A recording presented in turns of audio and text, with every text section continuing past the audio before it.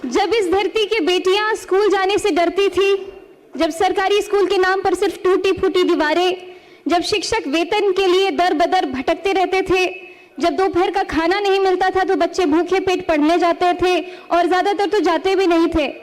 जनता चिल्लाती रहती थी कि स्कूल में शिक्षक नहीं है तो कानों पे पट्टी।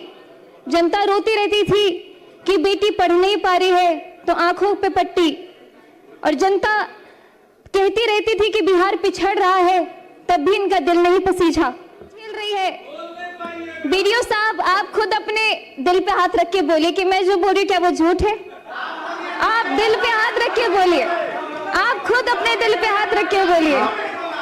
उपाध्यक्ष जी को आभार, आपने मुझे आज बोलने का समय दिया। अलीनगर के देवतुल्य जनता के हमार बहुत बहुत धन्यवाद जे हमरा आशीर्वाद दिलखिन और अपन खूब खूब आशीर्वाद दक हमरा जीता का इस सदन के हिस्सा बनलखिन। आदरणीय प्रधानमंत्री जी को बहुत बहुत धन्यवाद, उन्हीं के प्रेरणा से मैंने राजनीति में अपना कदम रखा। हमारे माननीय मुख्यमंत्री जी को, जिन्होंने अपना पूरा जीवन ही बिहार को संवारने में समर्पित किया, उनको बहुत बहुत धन्यवाद। आज इस विधानसभा में खड़े होकर बोलना मेरे लिए बहुत बहुत बहुत बड़ी बात है। ये सिर्फ एक भाषण नहीं है, यह उस बेटी का सपना है जो बिहार की मिट्टी में, मिथिला की मिट्टी में पली बढ़ी खेली कूदी।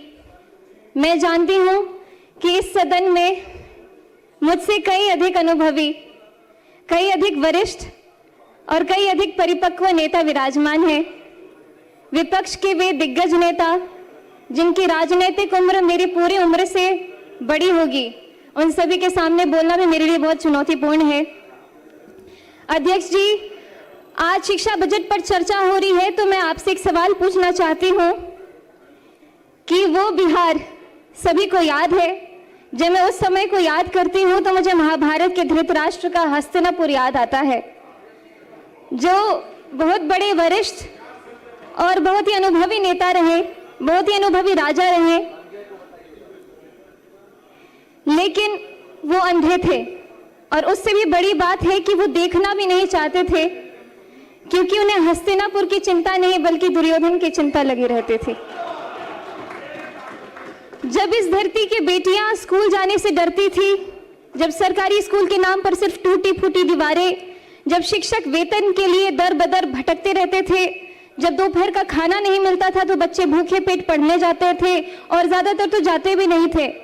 जनता चिल्लाती रहती थी कि स्कूल में शिक्षक नहीं है तो कानों पे पट्टी। जनता रोती रहती थी कि बेटी पढ़ नहीं पा रही है तो आंखों पे पट्टी। और जनता कहती रहती थी कि बिहार पिछड़ रहा है, तब भी इनका दिल नहीं पसीजा। बिहार में 2005 से पहले ऐसा ही अंधेरा था। स्कूल में ताले, पढ़ाई लिखाई नहीं, बजट आता था लेकिन बच्चों तक पहुंचता नहीं था, रिपोर्ट में विद्यालय थे लेकिन जमीन पर घास उगती रहती थी। और हमारे विपक्ष के माननीय साथी जो आज बड़े गंभीर मुद्रा में यहाँ बैठे हुए हैं, आप सभी इस दौर के साक्षी रहे हैं और ये भी कह सकती हूँ कि आप सहयोगी भी रहे हैं, लेकिन हम उन्हें दोष नहीं देते हैं। हम तो बस इतना कहना चाहते हैं कि जो बीत गई सो बात गई, लेकिन इतिहास गवाह है। भले ही बिहार की भोली भाली जनता वो दौर भूल जाए, लेकिन इतिहास कभी नहीं भूल सकती है, ना ही वो कभी माफ करेगी। 2005 में एक नवोदय हुआ, नया सूरज उगा। माननीय उपाध्यक्ष महोदय जी, 2005 में बिहार की जनता ने एक ऐतिहासिक फैसला किया और उस फैसले का नाम था नीतीश कुमार।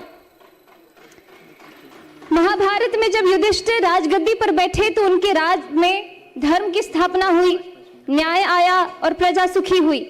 ठीक उसी तरह जब नीतीश कुमार जी ने बिहार की बागडोर संभाली तो यहाँ सुशासन आया। जब मैं यहाँ इस विधानसभा में खड़ी हूँ तो मेरे मन में एक श्लोक गूंज रहा है, तमसो मां ज्योतिर्गमय, अर्थात अंधकार से मुझे प्रकाश की ओर ले चलो। यही बिहार रहा है, अंधकार से प्रकाश की ओर, भय से आत्मविश्वास की ओर, अपमान से सम्मान की ओर और जंगल राज से सुशासन की ओर।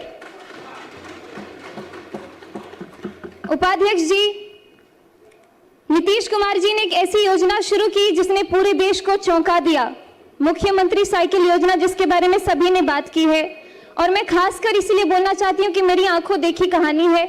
मेरे खुद के गांव में जहां स्कूल के नाम पे कोई बात ही नहीं होती थी, और एकाएक साइकिल योजना जब शुरू हुई तो मेरे गांव के अड़ोस पड़ोस की सभी दीदियों ने स्कूल जाना शुरू कर दिया। विपक्ष के लोग तो इस योजना का मजाक भी उड़ाते थे, लेकिन आज वही योजना पूरे देश के लिए एक मॉडल है। सुनने में सरल लगती है, लेकिन इस साइकिल ने क्या किया ये जरा सोचिए। आपको वक्त देंगे इनके भाषण के बाद। बिहार के गांव में एक बाप था जो सोचता था कि बेटी को हम दूर दराज कैसे भेजे, स्कूल कैसे भेजे, रास्ता बहुत लंबा है, खतरा है, पैसे नहीं है। उस बाप की चिंता को नीतीश कुमार जी ने समझा और बेटी के हाथ में साइकिल थमा दी, और उस साइकिल पर पहियों ने सिर्फ सड़क नहीं नापी, उन्होंने लाखों बेटियों का भविष्य नापा। ड्रॉप आउट दर गिरी, नामांकन बढ़ा, और बिहार की बेटी ने कहा हम भी पढ़ेंगे और हम भी आगे बढ़ेंगे। मैं भी उदाहरण स्वरूप बिहार के लोकतंत्र के सबसे बड़े मंदिर में आज आप सभी के बीच में खड़ी हूं। अगर मैं 2005 को देख करके, ध्यान करके 2005 से पहले की बात करूं तो संभावना भी नहीं था कि मैं यहाँ पे खड़ी होती या फिर कोई ऐसी उम्मीद मेरे अंदर जगती। बालिका साक्षरता 33%, मतलब 3 में से 2 बच्चियां हमारी अनपढ़ रहा करती थी। टोका टोकी नहीं, उस दशकों की अव्यवस्था के कानून ने न जाने कितनों की जवानी छीन ली। आप सभी तो उसके खुद साक्षी रहे हैं। लगभग 2 दशक बिहार शिक्षा से वंचित रहा, कई पीढ़ियां इसका दंश आज भी झेल रही है। बीडीओ साहब, आप खुद अपने दिल पे हाथ रख के बोलिए कि मैं जो बोल रही हूँ क्या वो झूठ है। आप दिल पे हाथ रख के बोलिए, आप खुद अपने दिल पे हाथ रख के बोलिए।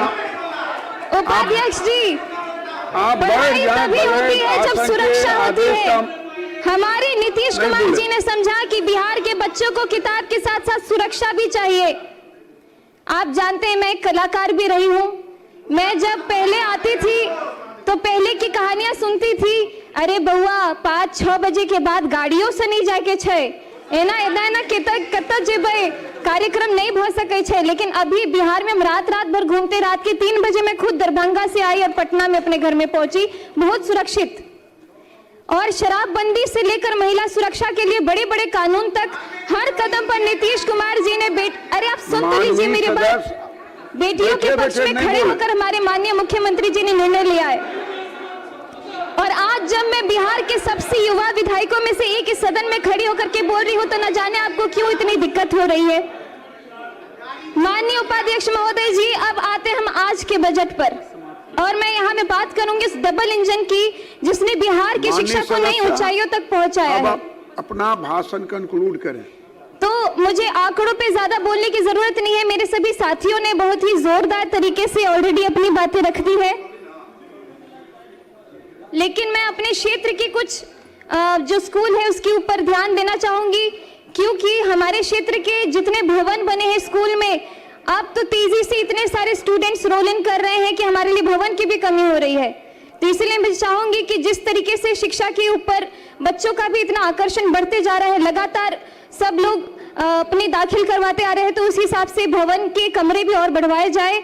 जैसे कि कीरतपुर में प्राथमिक विद्यालय, गड़ौल कन्या विद्यालय, कुमरौल विद्यालय, प्राथमिक विद्यालय महथौर मुसहरी, प्राथमिक विद्यालय पकड़ी, उच्च माध्यमिक विद्यालय महथौर हरिजन, ग्राम श्री रामपुर टोले के दरगाह में जो कमरे हैं और बढ़ाया जाए, सकतपुर का विद्यालय, लगमा प्राथमिक विद्यालय। अपना आसन ग्रहण करें। बहुत बहुत धन्यवाद।